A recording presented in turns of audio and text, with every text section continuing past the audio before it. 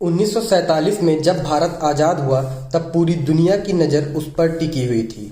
सबका कहना था कि ये टॉडलर डेमोक्रेसी ज़्यादा दिन नहीं टिक पाएगी, पर नेहरू सरकार की कोशिशों और नीतियों के चलते आज हम one of the world's largest democracy बने हुए हैं। आइए जानते हैं उनके किए गए महान कार्यों में से चंद के बारे में। नेहरू को आधुनिक भारत का निर्माता कहा जाता है। आज़ादी के बाद की पॉलिसीज़ और इंस्टीट्यूशन को बनाने में उनका बड़ा योगदान था। उन्होंने भारत में लोकतांत्रिक शासन की नींव रखी। उन्होंने विज्ञान और प्रौद्योगिकी के प्रोत्साहन पर बल दिया, जिसके परिणाम स्वरूप आईआईटी और इसरो की स्थापना हुई और हम चांद के साउथ पोल पर लैंड करने वाले पहले देश बन गए।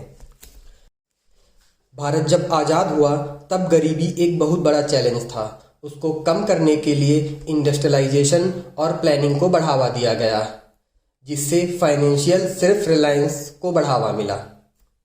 शिक्षा और साक्षरता, उन्होंने सभी के लिए शिक्षा को प्राथमिकता दी, जिसमें देश भर में स्कूलों और विश्वविद्यालयों का एक नेटवर्क बनाने पर ध्यान दिया। इस प्रयास में भारत में एजुकेटेड वर्कफोर्स डेवलप हुआ।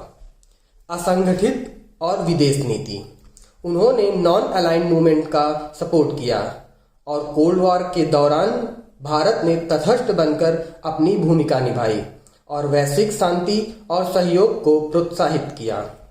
महिला अधिकार, नेहरू के नेतृत्व में महिलाओं के अधिकारों को भारतीय संविधान में शामिल किया गया, जिससे उन्हें समान अवसर और कानूनी सुरक्षा मिली।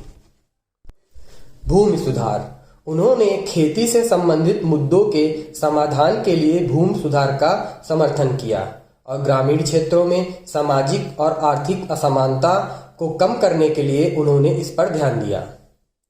विदेशी संबंध, नेहरू ने विभिन्न देशों के साथ राजनयिक संबंध स्थापित करने के लिए काम किया और नवस्वतंत्र भारत की विदेश नीति के विकास में महत्वपूर्ण भूमिका निभाई।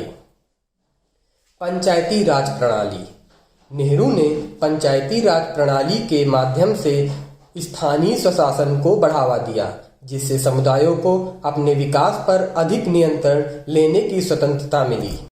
कला और संस्कृति, नेहरू ने भारत के रिच कल्चर को संरक्षित करने के महत्व को पहचाना और कला, साहित्य और सांस्कृतिक आदान प्रदान को बढ़ावा देने के लिए विभिन्न पहलुओं का समर्थन किया।